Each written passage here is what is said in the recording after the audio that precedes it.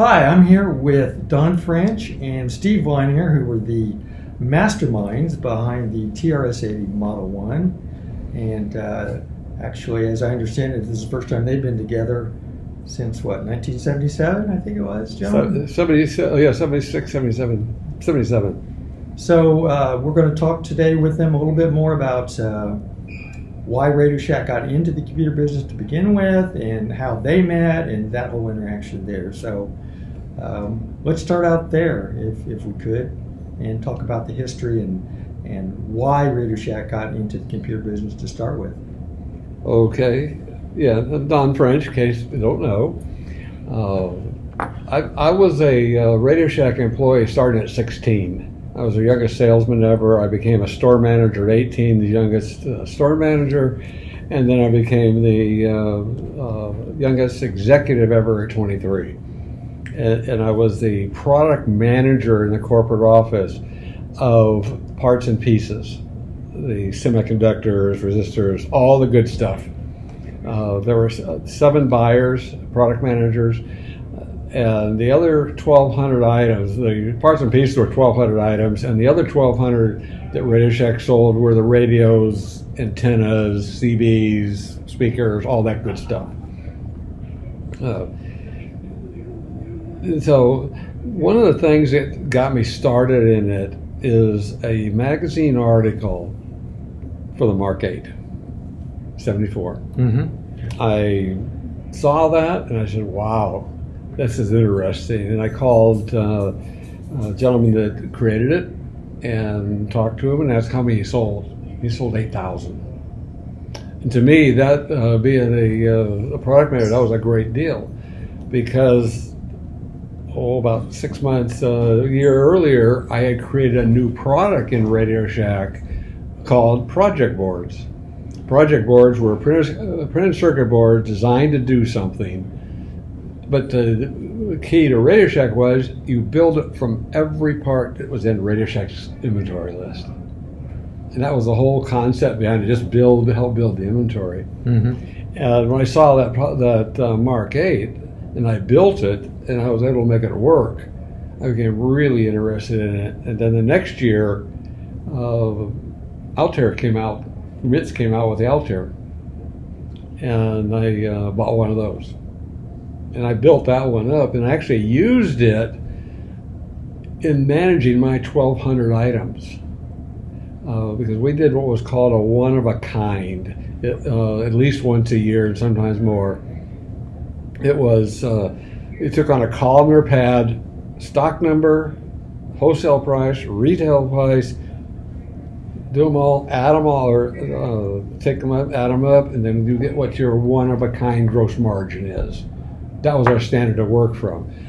And that was a PIA to do with 1,200 items. Yeah. With the other ones, they had 200 and 300 each. So it was nothing. And so I was doing it that way. And then once I built the Altair, I had really built it up. I got an ICOM disk drive, floppy disk drive, 7-inch floppies. I had a deck writer and an ADM3 turbo. And I wrote a basic program to do my one-of-a-kinds, keep my inventory, basically, so I could just press a key and say, run the report, and it would print it out for me. And I taught my now ex how to do it, and she could, if I needed anything during the day, she knew how to look up an inventory item for me. And that worked very well. And the first time I turned in that report, taught me a lot about acceptance of the computer. I turned it into, I won't give her a real name, but she was nicknamed Dragon Lady, who was the rebuyer. In other words, the person responsible for buying restock to keep what we put in as product managers in the product line to put that out and keep us in inventory. And I took it to her and handed it to her, and she looked at it and said, "What's this?" And I said, "It's my one-of-a-kind." She handed it back to me with a columnar pad and said, "Do it right." In other words, hand copy it. I did. It was the worst writing of my life, I'm positive. But it told me that getting anybody to accept computing was going to be a nightmare. Mm-hmm. And that was the first experience with it. But I didn't give up. I started working on it, and then it kept pushing and pushing and pushing, talking about it. Zero interest. Zero interest within Radio Shack? You mean? Within Radio Shack. Yeah. Nobody was interested in it. And then we, as product managers, we had to work 5.5 days a week since the stores were open 6. We worked Saturday mornings also. And we were in the, this was in 76, because I had the Altair. One Saturday, rumors started going around the office. Tandy's coming in on the warpath. Oh, we dreaded those. He called all the product managers together in the conference room, and he started in on the warpath. Advent had just released a really high-tech speaker system. And he said, why can't Radio Shack be innovative? And I listened, because mine are parts and pieces. And one of the other product managers said, Don's got a computer in his office. Gee, thanks. I did. I ended with the Adium 3. I moved it in there, and so I could do it myself. And so Tandy just said, so? Didn't care about it. And so nobody did. Bernie Appel was my boss, direct boss, vice president of marketing. John Roach, vice president of manufacturing. No interest whatsoever, even though he was also head of IT, the computer center. I keep forgetting that we didn't have IT back then. Right. And no interest whatsoever. And there was a lot of interest in calculators, watches, digital electronics, but there was nothing for a computer. No interest at all. And I was trying to talk them into it. And so when they did the project board, started working on doing it, because I knew I controlled what was in that product line. I didn't have to get approval of Bernie Appel or anybody, because they didn't care. Honestly, it was sales, it was working, and it was just running.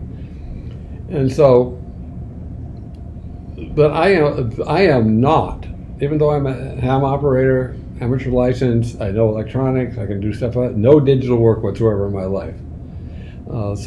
But I was working with all the major vendors of semiconductors and processors, and that AMD, National were the primary ones I was working with, and Radio Shack didn't want it, so I was free to talk about it, and I did. I talked to a gentleman named Chuck Bettel. You may know that name. Oh yeah. He was at AMD, and he was the creator of the Commodore and the BET. And so I had some long talking to him about it, what I felt the product was. I was going to try to get him to build something for me that I could use, and it didn't happen that way. But I described it to him exactly what it was, even to the extent of the keyboard I described was a microwave keyboard. Microwave, the touch. It can't make a mess of them because it's all plastic covered. And they were cheap. And it didn't describe the boxy look of it. They didn't describe it at all because they didn't care. But it also had the cassette player built into, because that was the storage at that time. And that's what I described to him. And then we talked about buying the AMD chip, and they didn't do it. And I talked to National. They were one of my primary suppliers. And their National Semiconductor sales rep, he was pushing it. He knew what I wanted to do, and he started getting the technical people at National to start making proposals to me about how to do it, and to maybe to create a design of a project board using everything that we could. I had my line and their scamp initially chip, and then the ultimately looked at doing the PACE also, which are Microsoft, National Semiconductor processors, the two they had at the time. And still didn't get any interest from anybody. I was working on it. Never got to turn in a computerized one of a kind either. Still had to do it by paper next year too. It was crazy. And I was making trips out to California quite often because we bought a lot of surplus electronics. And I planned the trips around the computer fair. And so I got to go out there, and there's one day in 76 early that was out there and at the show, and Roach had come out to see do a buying trip or for the chips. I don't know, it was Fairchild and National. I don't know who else he was seeing. I wasn't with him at all. And I asked him, say, hey, you want to come to a computer show with me? And he looked at his schedule and said,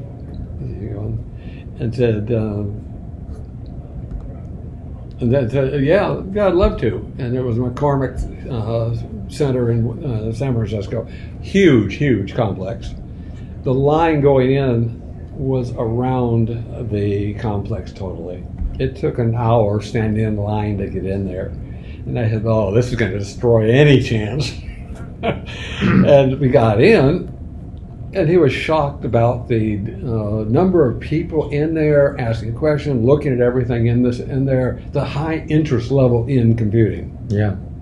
And after he went and got back to Fort Worth and wrote a memo to Charles saying that there is something to this computing. Hold on a second.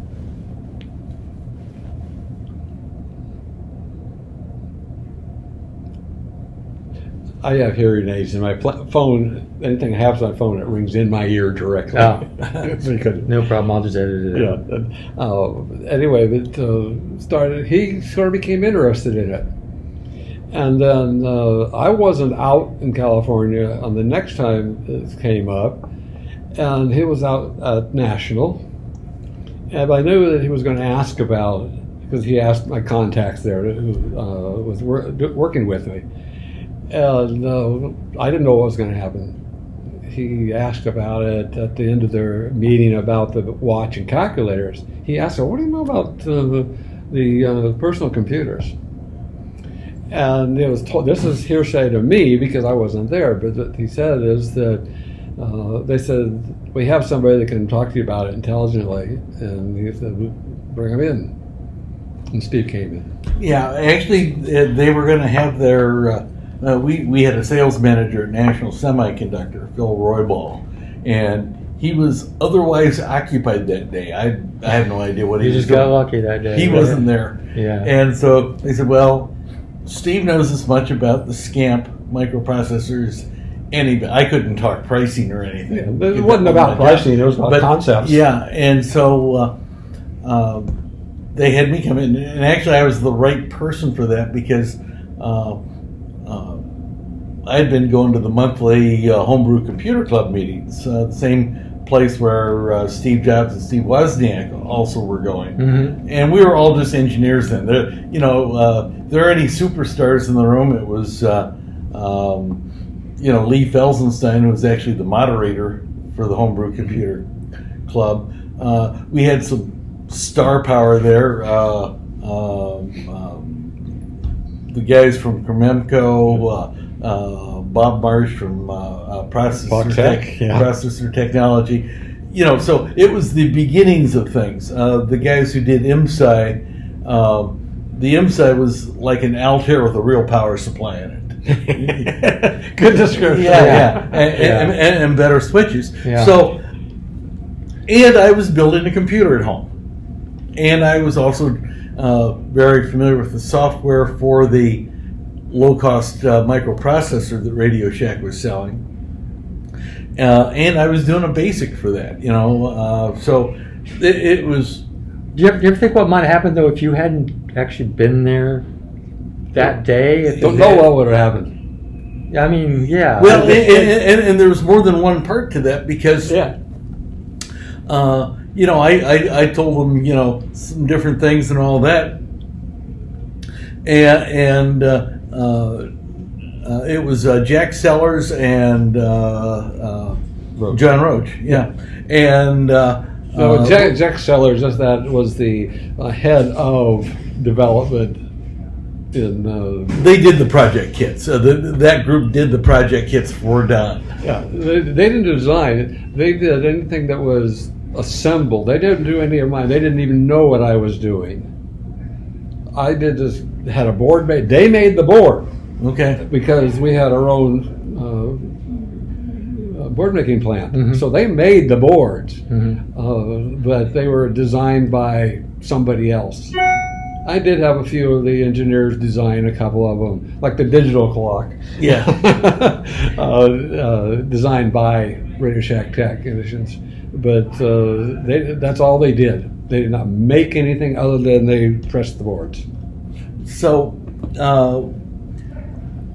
one of the things Mr. Roach asked about was, are there any one of those newfangled computer stores in the area?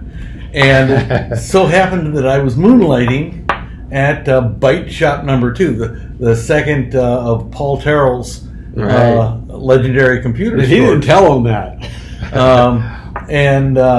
Anyway, but they asked where. Oh, it was. and I found you there. Yeah. And I said, well, yeah, you go down here and go down here, and you'll find the store. And well, not only did they, they went to dinner and then they went out on an excursion, and they found me in the store. I was in there rolling up a paper tape when they came in, so it's kind of like he's here, there, and everywhere.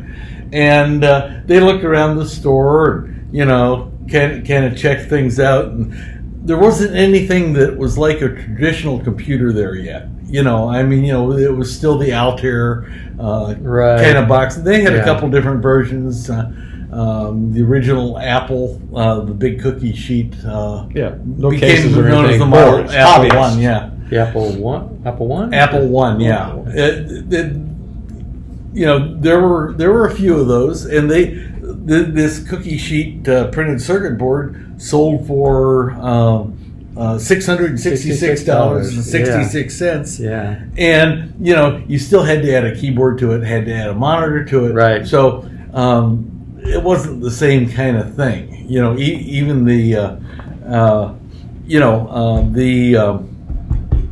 we sold the M size, which were the high horsepower S100 bus, the Altair kind of equivalent.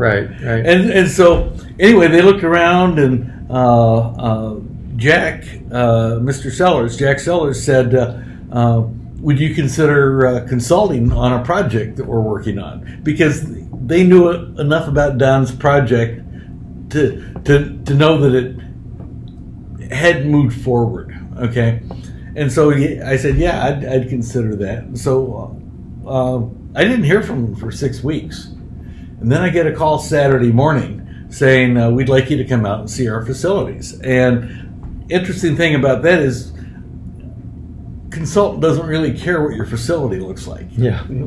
And so that was kind of like that was A hint. HR speak that they wanted to hire me. Yeah.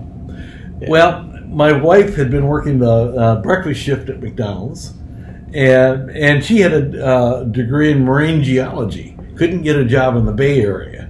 She calls her cousin, and who's a VP at Conoco, says, what are the chances of finding a job in the Dallas-Fort Worth area? He said, oh, they're way better for you than in the Bay Area. And so I called back and said, I need to bring my wife out to check things out also. And basically unheard of at Radio Shack. I mean, Unheard of totally. Yeah, they had 3,500 company stores, and so when they'd bring people in, they weren't bringing people in and their wives, they're just bringing in the store manager kind of thing. Yeah, we had an annual meeting of all the managers. And so that would be a lot of wives traveling. That's very, true. very expensive. So Jack said, well, I'll have to get back to you now.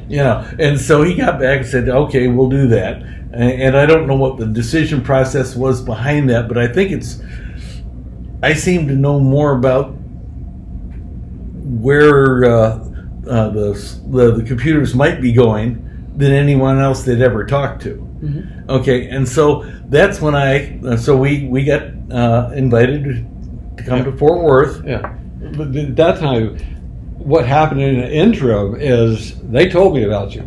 Yeah, and they wanted me to interview you because they couldn't interview you. Yeah, they didn't know what to ask you. Right. And that's what it was. Yeah. They did not have any idea whether it was good or bad. Uh-huh. They knew what he was talking about or anything else. He knew way more than I did about the designing of it, which is fine. I didn't care. But I was talking about, I did enough to know what needs to be done. Uh-huh. And so when he came in, I met with him, and we spent all day that day, I know, together. I don't remember how many days you stayed, but when we got done, we did become good friends at that point, and I said, he's the one to hire. And they didn't give me any argument whatsoever. They just did it. Yeah, so they took us to lunch at a real nice place, and Mr. Roach said, well, we'd like to give you an offer. Yeah. And it turns out the offer was like 20% more than I was making at National. Yeah, that's significant. At a higher price area. Certainly the Bay Area was even then hugely expensive. Yeah. And Texas has no income tax. Yep. Ding, ding, ding, ding, ding, ding. So it all worked out pretty well. And it met the possible requirements for my wife finding a job, which she ended up with a 30-some-odd year career in the petroleum business, which also pays money.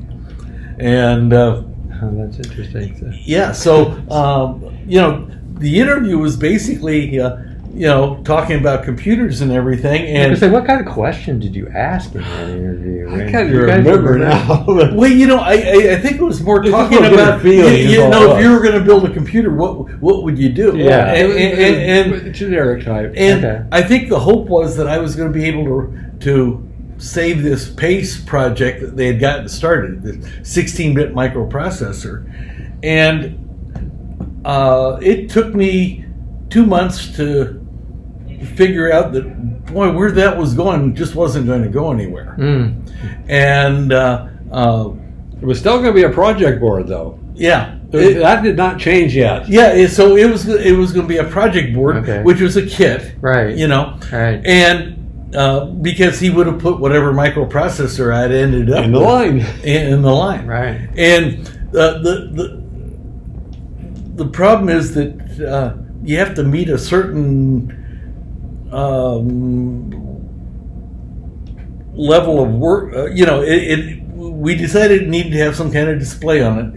Liquid crystals weren't, available then and all that. Yeah. So it was going to hook to a TV somehow. Mm-hmm. And I knew some stuff based on work that I'd already been doing. I was making a glass teletype at home, when I was in the homebrew computer club, making a terminal basically, built into the computer, and so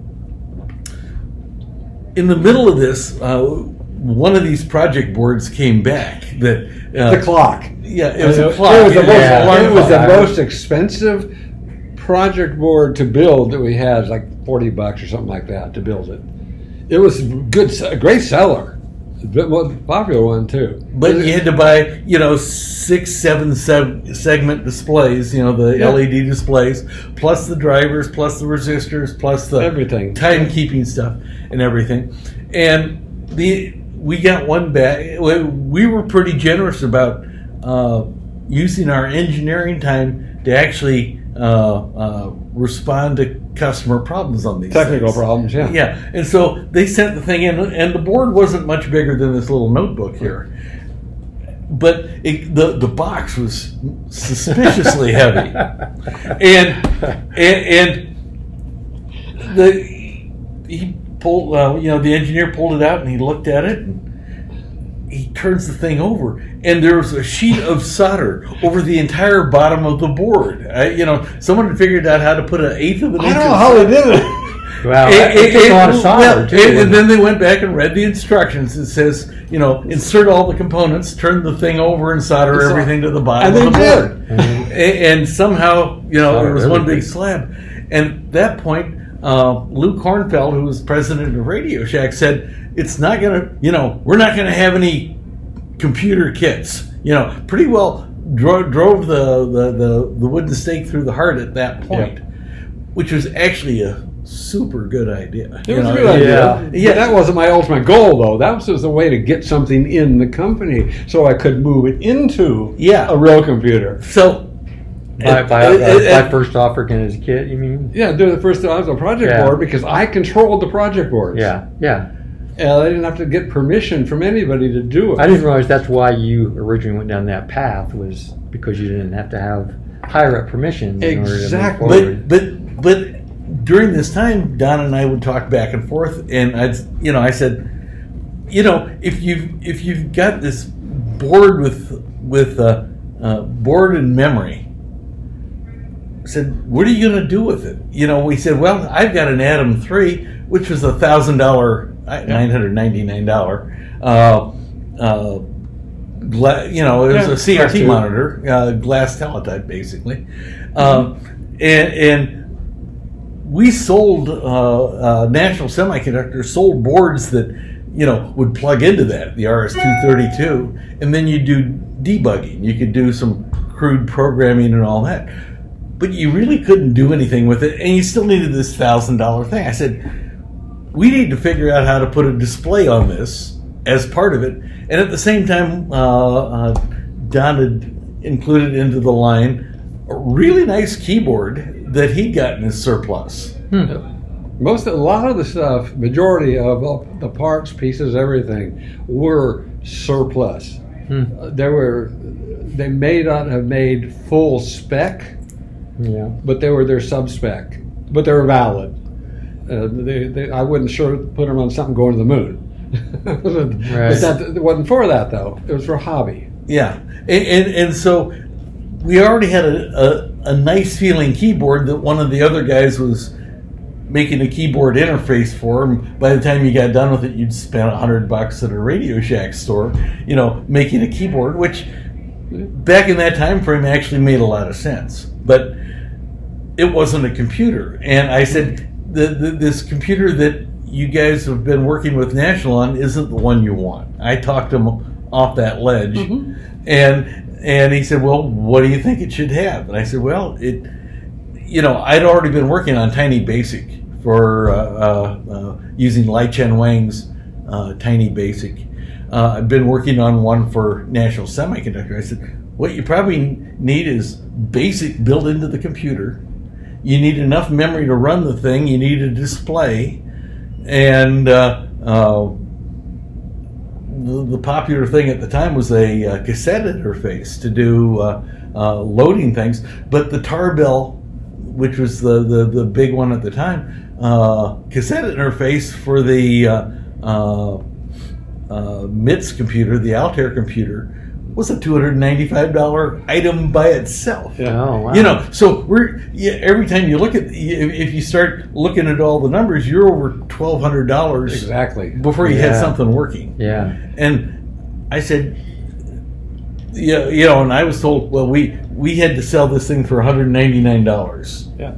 No. The first part, it didn't have to have a monitor in that. The computer itself had to be $99. Oh, okay. Okay. It could have add-ons to it. Sure. There was like a cassette. The cassette. It was cassette because there were no floppies. Yeah. At that time, and so that's what we were building, is a $99 computer, and that's why there's no uppercase. Right.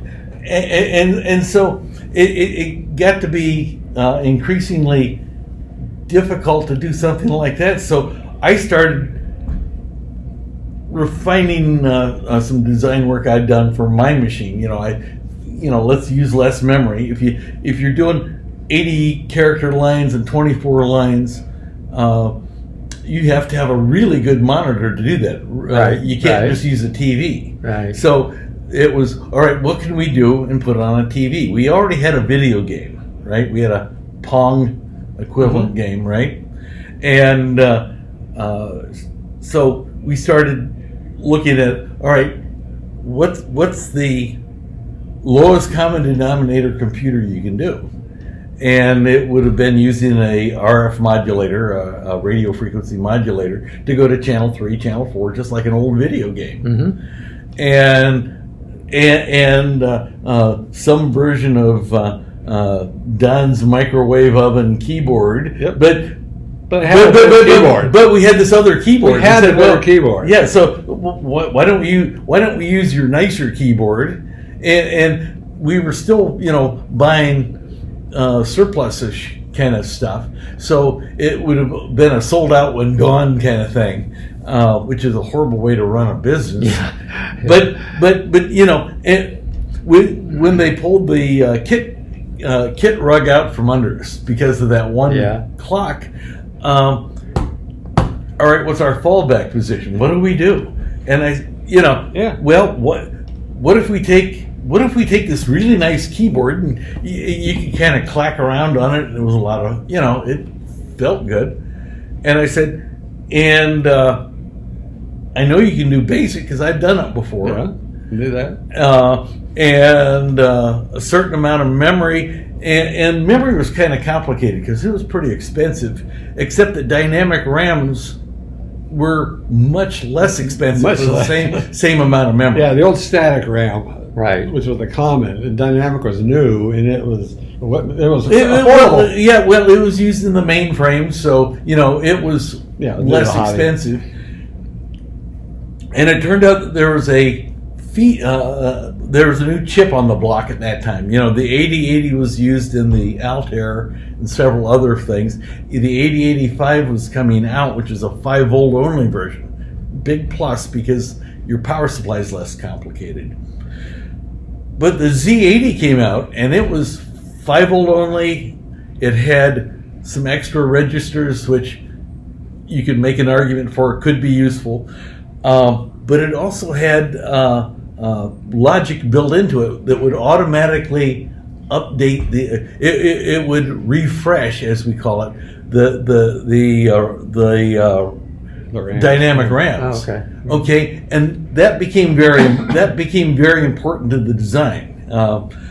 Otherwise, you'd have to have extra parts to do that. It's more expensive to do it any other way. And so this particular chip, they were pretty interested in working with us. It was designed by Zilog, but Mostech, which was in northern Dallas, Carrollton actually, what was their foundry, was Zilog's foundry for the chip, and they could also co-produce it. Back then it was important to be able to have multiple sources on things in case one company, lost the recipe. Sure. Yeah. Even though it was just one company that had the recipe. So that chip allowed us to use larger RAM. We could put in 4K of RAM, which was a huge amount at the time. Then it was a huge amount. The Altair only came with 256 bytes of memory. Yeah. And then had memory cards, a 4K memory card had 4 rows of memories, and cost $200 or $300 just for memory. So we were able to get that crushed down. And by the way those parts work, with a couple jumpers you could use either 4K or 16K RAMs in there. So now we've got a path to get to 16. doing something pretty interesting. Yeah. And so the rest was, all right, well, what else can you do? So I talked about moving the video around a little bit, and we talked about cassette interfaces. And the Tarbell stuff was pretty well described. You don't have to do it all in hardware. You can do a lot of that in software, it turns out. Which I did, yeah. And so we made a prototype, and in fact, they moved me out of the way of other engineering so that I wouldn't be given other duties and everything. It put me off in a hidden area. He went out to the stockyards. Yeah, to Tandy Audio. Where they built the speakers, I was in my own little room. They had an extra room up there. Tandy was all over Fort Worth. Yeah, so it was kind of, I was kind of a mysterious guy, and ended up building a video card, a memory card, a microprocessor card, and probably one other card. And we had these cards, and they were built on Radio Shack format prototyping cards, hand wire wrapped. I did the wire wrapping on it from my schematics, and using Don's computer as a development system. We for developing. Yeah, I brought it in. They didn't work on this thing. Oh, okay. The cost of this thing, besides personnel, to do this was really, really cheap. They didn't buy any development software, any development equipment. I've heard somewhere between 100 to 150,000 total. Way too high. Oh, really? Okay. Yeah. Well, that would have been $1,000. That would have been an all-in price, incling the guys That includes manufacturing and all of it. I mean, you had salaries and stuff in there too. I said without that. Yeah. And so on Groundhog Day in 1977, I'd started working there on in 76, the day after Independence Day. We got into town on the 3rd. I started work on the 5th, and didn't really do a whole lot for the first 2 months because we were trying to figure, sort things out and everything. Kind of got my marching orders somewhere. Must have been October-ish is when we decided not a kit, and oh my gosh, we need to do something here, And so the target was that in February we're going to demonstrate this stuff, and they contracted someone to actually write the software underlying the machine, but for the demo purposes, I had to do all the software. Turns out, in the end, I had to do all the software anyway because the guy we contracted ghosted us, disappeared. And so, when we demonstrated it was these boards in a card rack with a wire-wrapped back plane stuck under. We had a curtain on it. So we had a table with basically a curtain on it. But it had the keyboard in the final case. In a thing that looked like It looked like it. So and it had a monitor. The plastic guys we used, they had a model maker that could make a looks like. Okay. It looked like it was. And this is before 3D printing or anything crazy like that. So this was just flat pieces of plastic glued together and then painted Mercedes silver to match the TV. And so we had a mock-up that looked just like the Model 1. And but it had integer basic in it. It only had 2K bytes that was scanning the keyboard, doing the cassette interface, and a full working basic, and the video. So 2K bytes. So it wasn't even the 4K ROM. Well, it didn't have floating point. Okay. It didn't have floating point, and that came up, almost killed it. Yeah, it almost killed it because I wrote a little program. I call it H&R Shack. It was a 1040, simple. It asked for income. It calculated based upon. It didn't take deductions or anything. It took the calculation of how much it was, and it took used the tax rate for that, and calculated for it. And so Mr. Tandy comes up there and says, enter your income. So he 100,000 put in. Yeah, he put in 100,000, which was low. But it was only good to 32,000. What I told him was Charles, take a pay cut. 32,000 is the maximum amount right now. We know it needs to improve that, but this is just a proof of concept. And he did put 32,000 in even, and it all worked. And it worked. So after he blew a big ball of smoke at it, they said, okay, let's go ahead and do this. Yeah, we moved over to the conference. This was in the conference room. Yeah. And we moved over to the conference table. Charles Tandy, Lou Kornfeld, John Roach, Steve, and me. That was it? Okay. That was it. That was the only people that knew about it. Mm-hmm. And we moved it over to the conference table. And Steve and I hadn't talked about this number at all. Didn't even come up between us. And something it was Charles, I'm sure, said, how many can we sell? We both said at I think the same time, 50,000. And they just laughed. To which John Roach said, "Oh shit!" And this is actually, they asked me about this when Mr. Roach passed away, and it's in his obituary in the Wall Street Journal. They quoted it. Not everyone will quote. Did they say who gave them the quote? Did they have your name in there? Oh yeah, Okay. yeah. And so, well, it was Mr. Roach that actually said that. But it was because we'd been asked. We were asked to give our numbers. Yeah. And anyway, we were pessimistic as it turned out. Because their number was 1,000. That was their number. That's what they wanted to do. I can hear you. When they rejected our number, they said, "Well, like 1,000."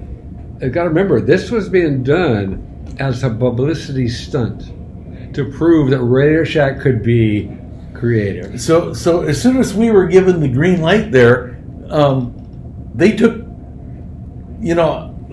luckily I was pretty efficient and very complete on my design. They were able to take that and start laying out the printed circuit board for it. Right off the bat, right with what you had. Yeah. Then and there. And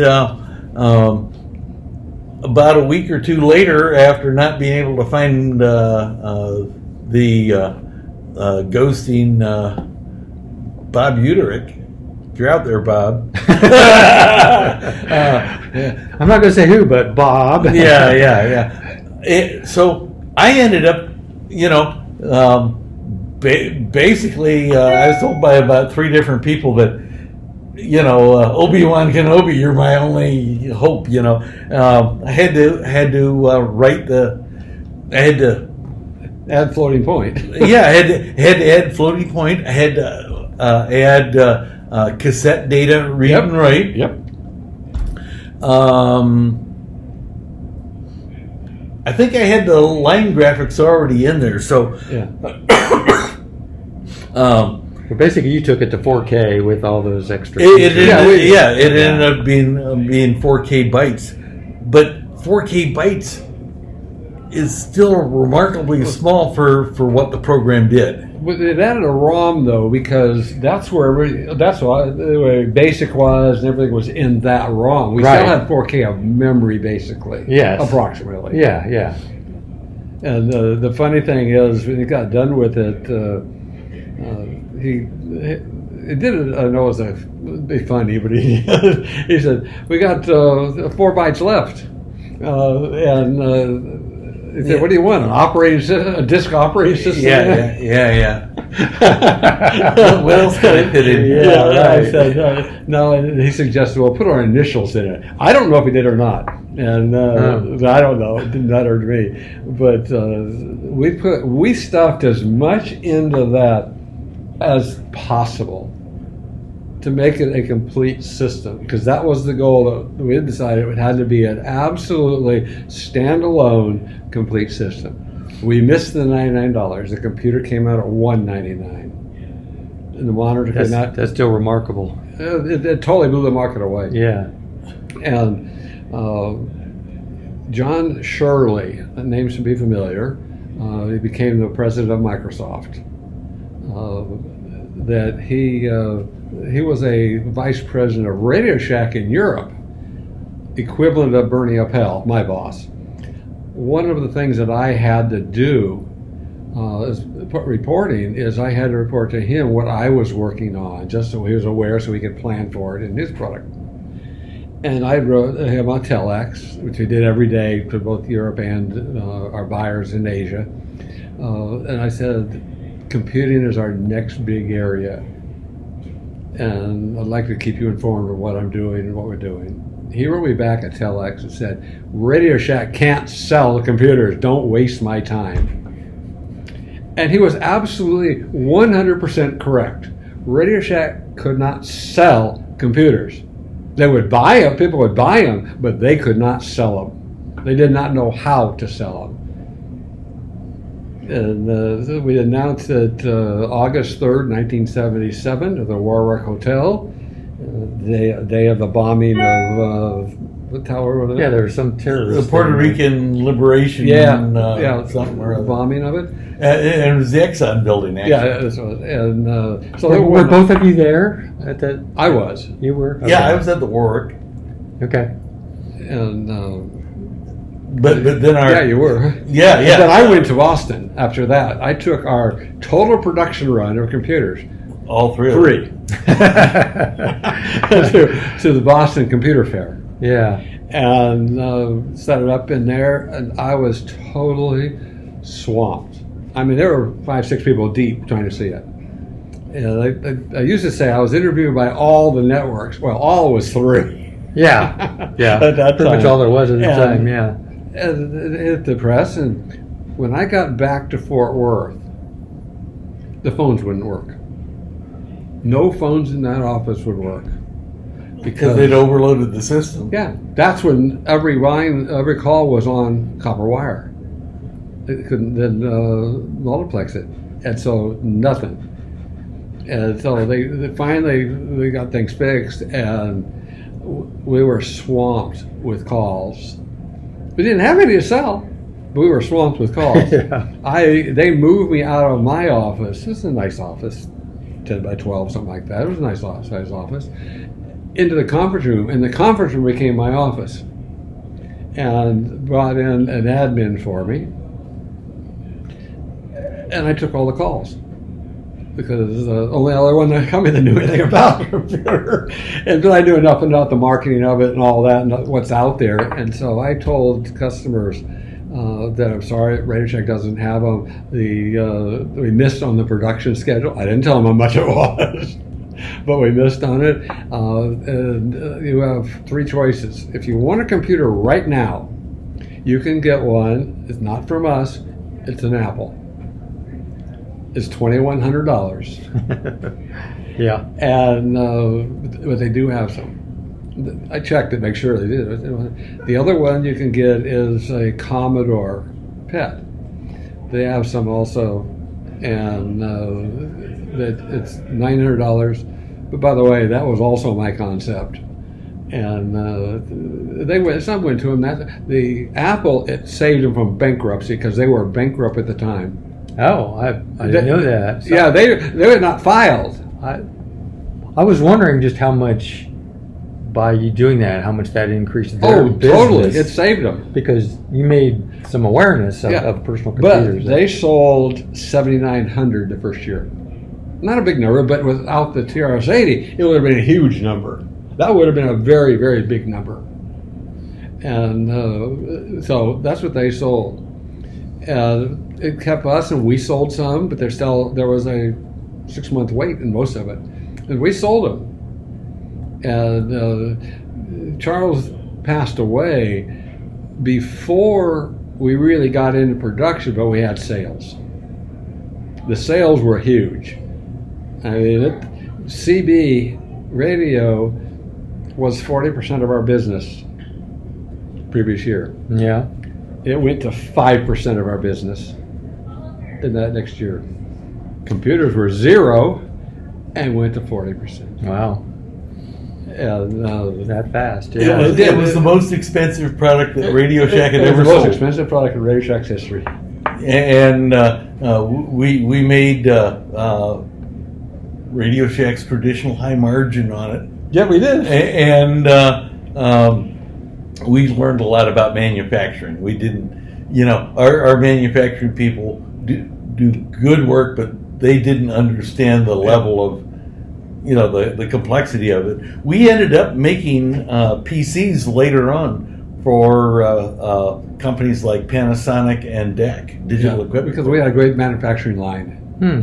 And these were all U.S. made. Yeah. Nothing was sent offshore. It was made in Fort Worth.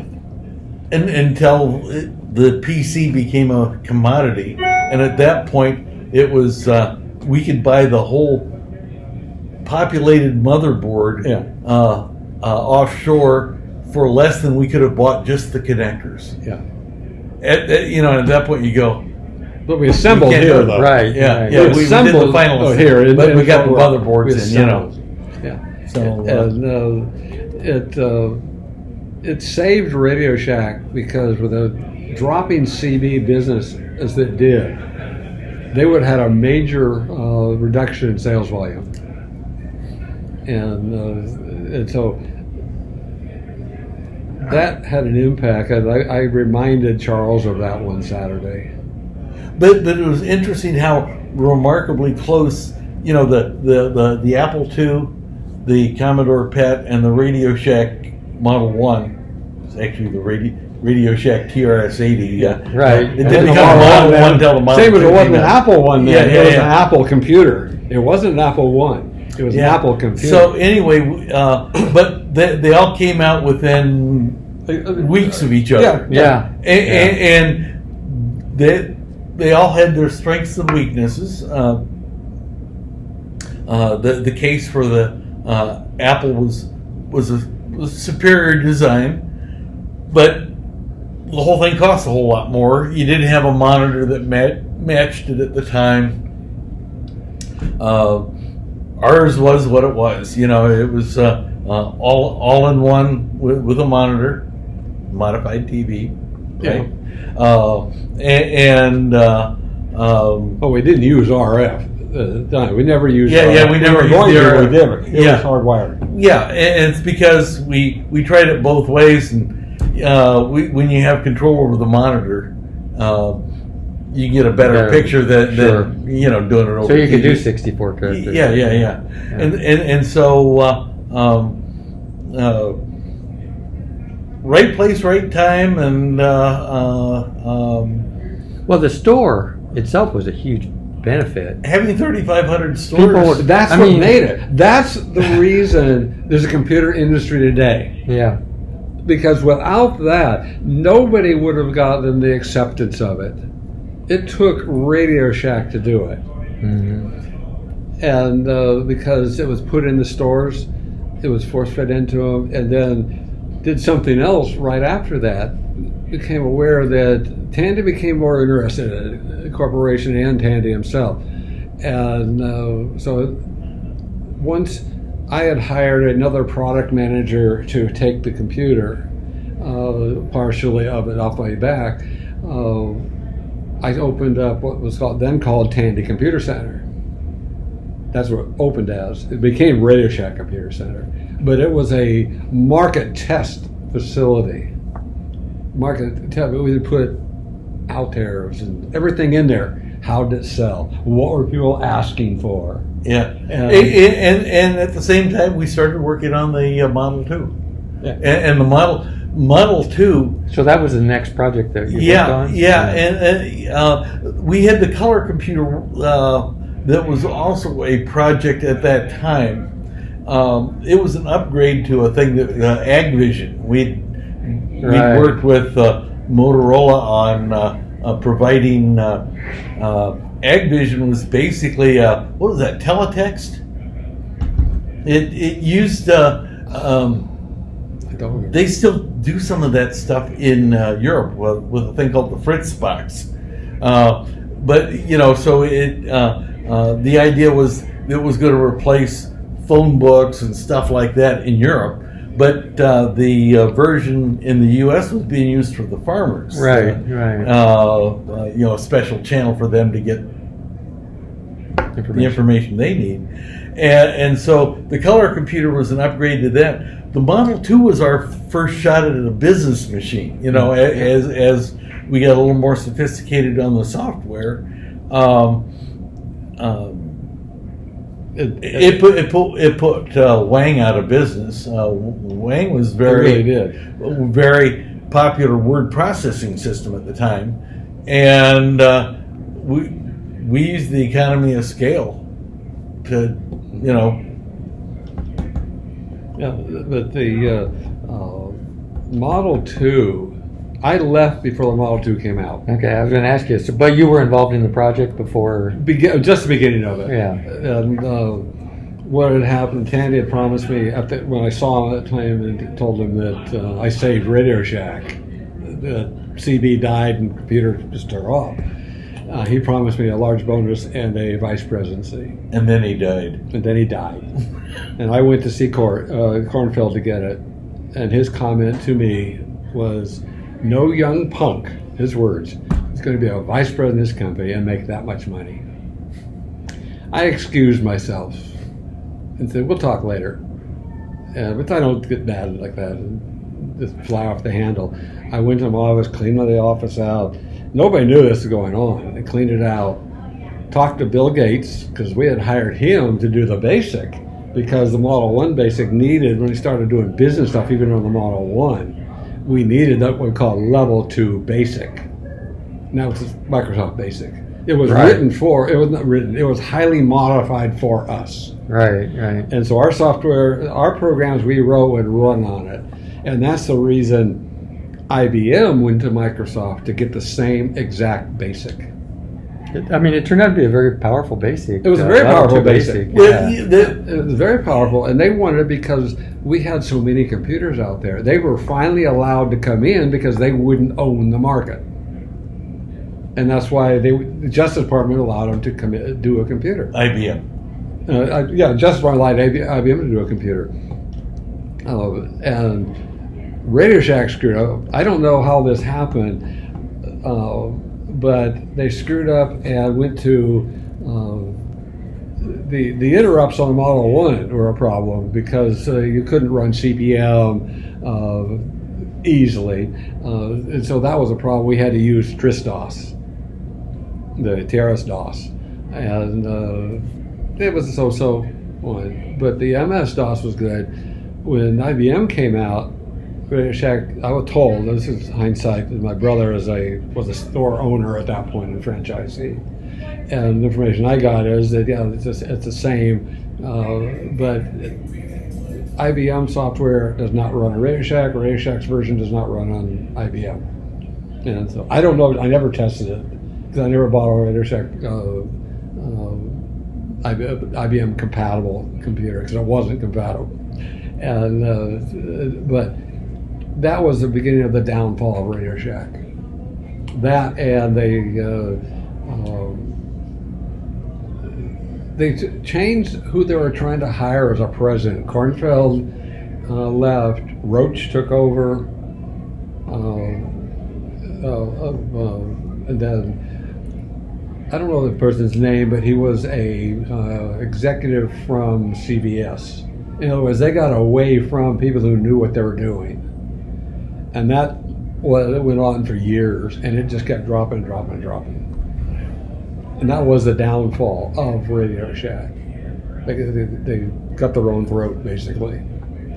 Most of that stuff happened after I left, too. Yeah, it was way after I left. So you left, you said, in what year was it you left? 78. 78 you left.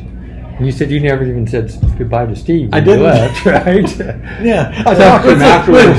What's the matter? Don't you love me anymore? We talked afterwards because we talk occasionally because someone S100 bus for it. Yeah.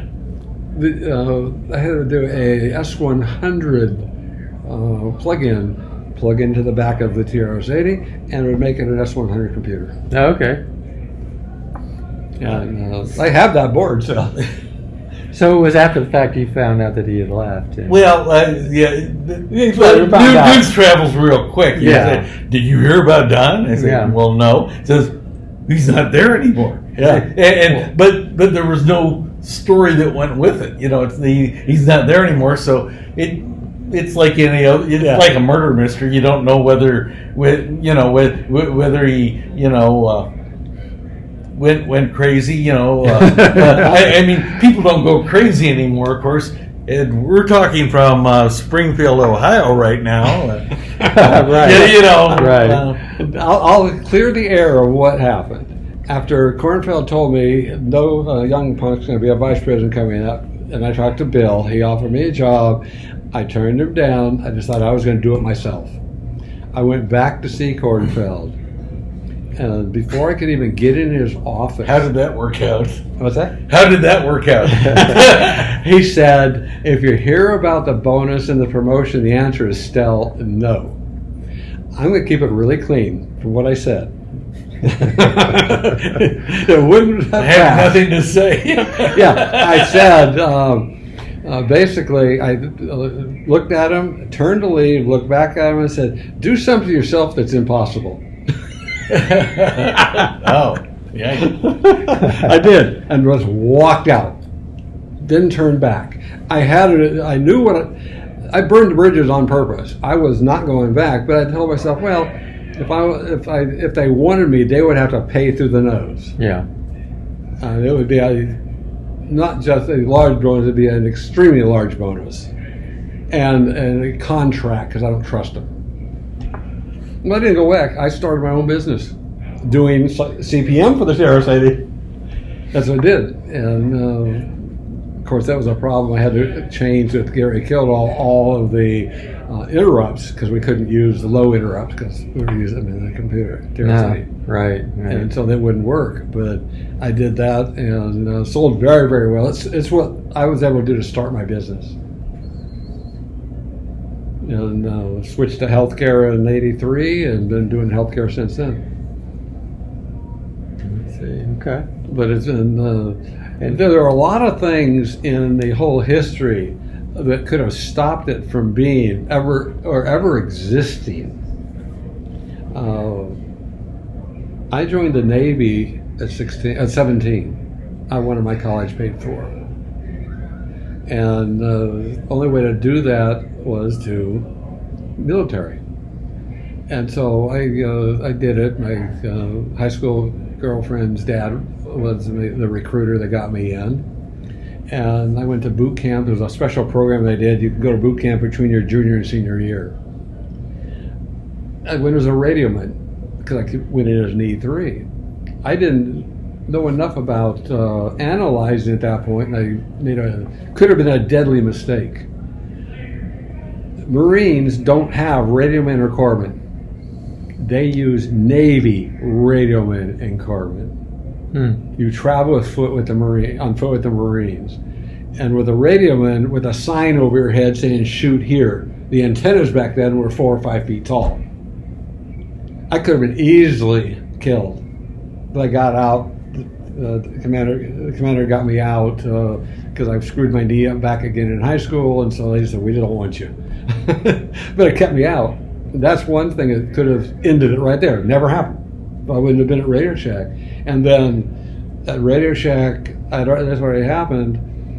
I applied for a job after I was a disc jockey for a couple of years, and then I was going to an AM station, and I applied for a job temporarily at Radio Shack for Christmas.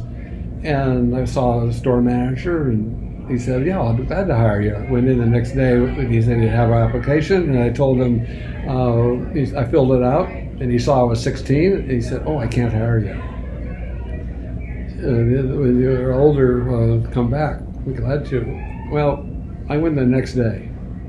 He was gone. He was actually promoted to another store.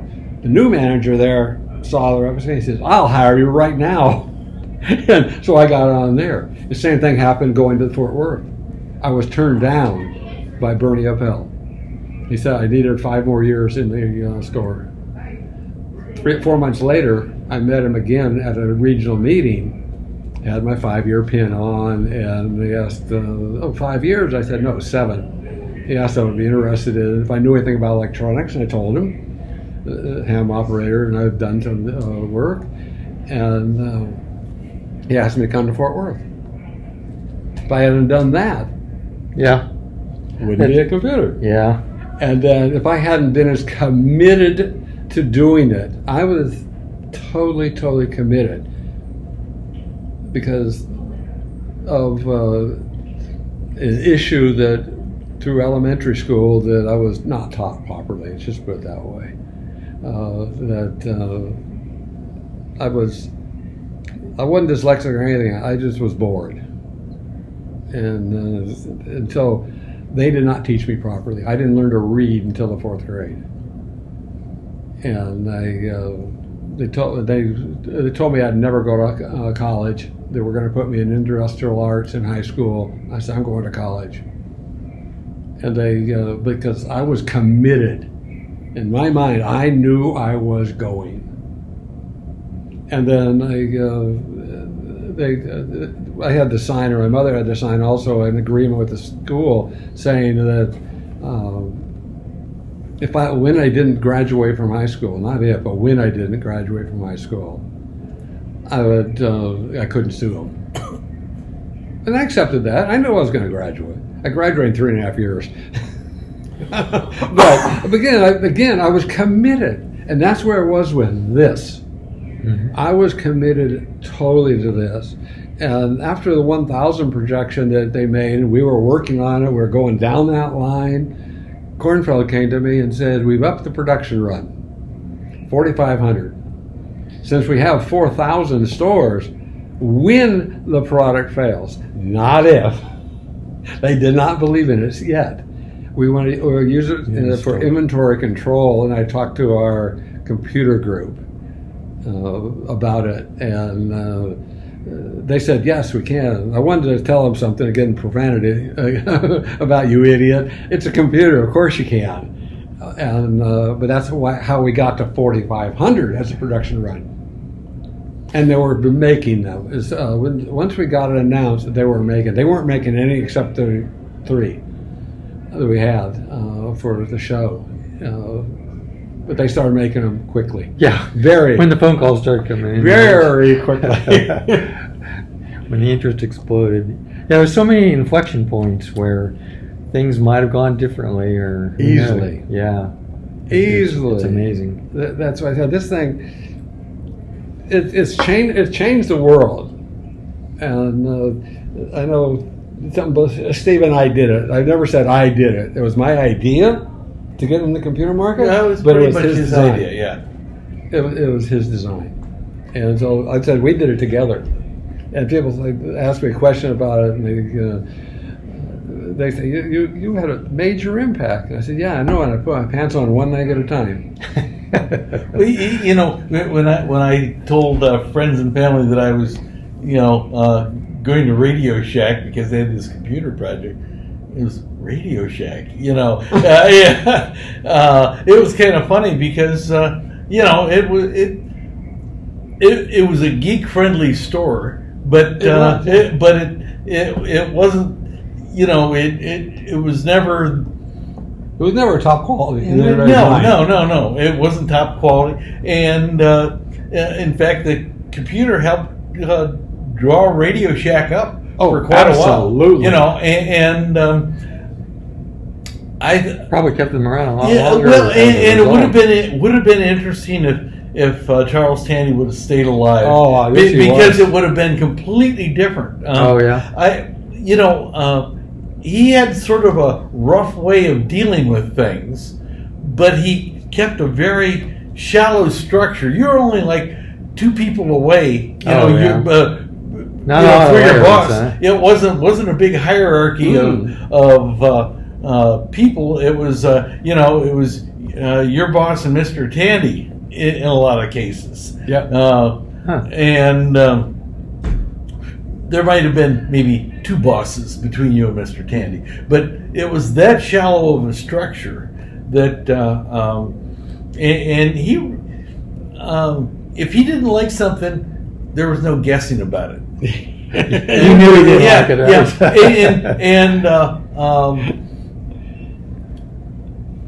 Mr.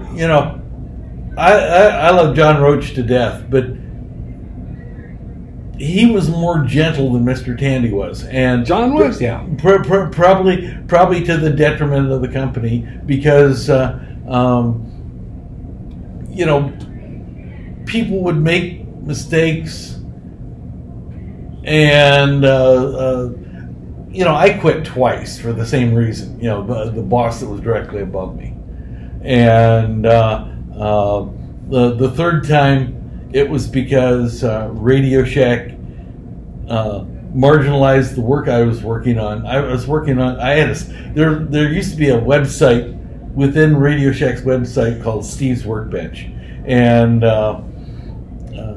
I see better versions of it now at places like Adafruit and other companies. The stuff that's being done on GitHub and anything that Arduino does is pretty good. Bunch of stuff that we missed opportunities on. So, Yeah. but woulda, coulda, shoulda. I still have fun in the maker business, and we, my wife and I actually do STEM programs at the Dinosaur Resource Center in Woodland Park.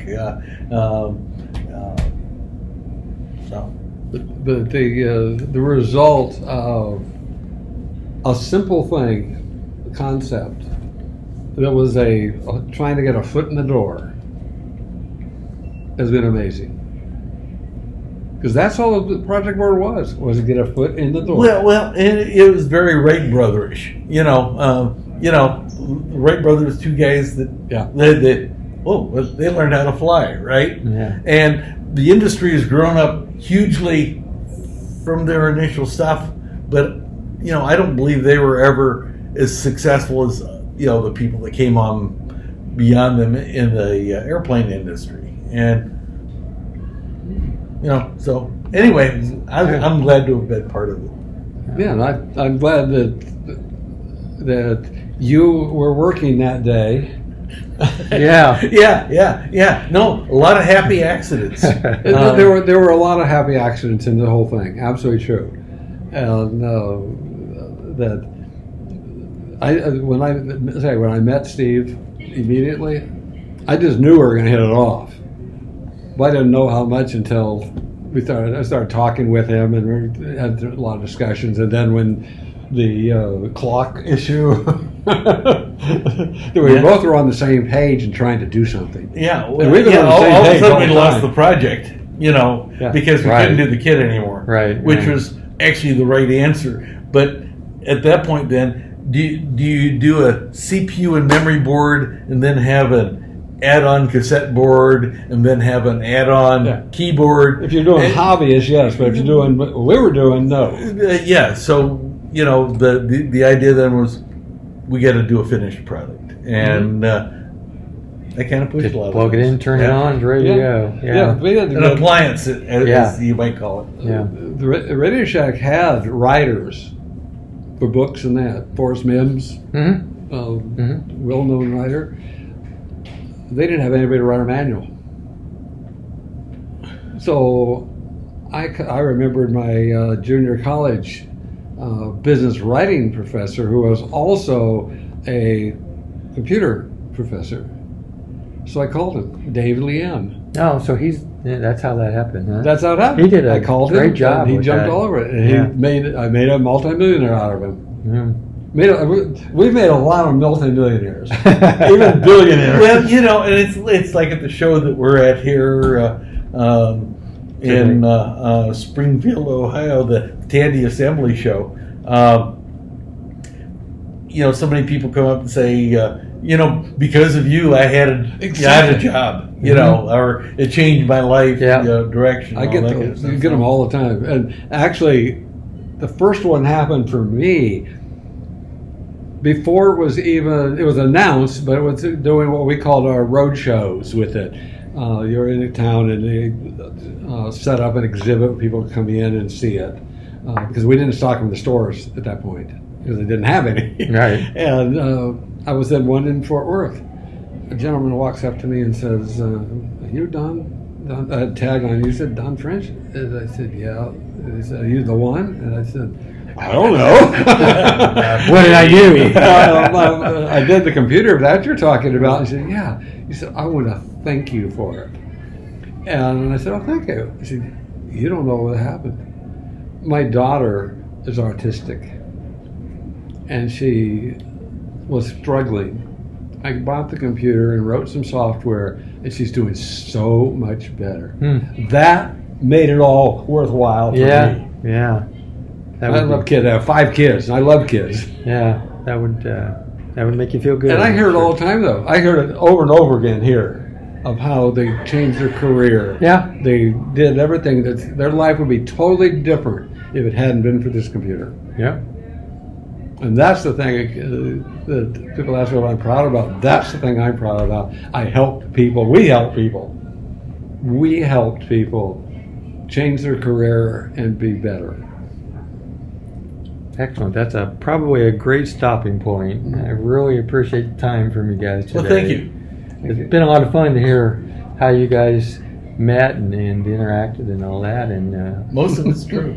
yeah, most of it. Yeah, I've signed more computers today than I have in my life. All right. Well, thank you very much, gentlemen. Thank you. Thank you.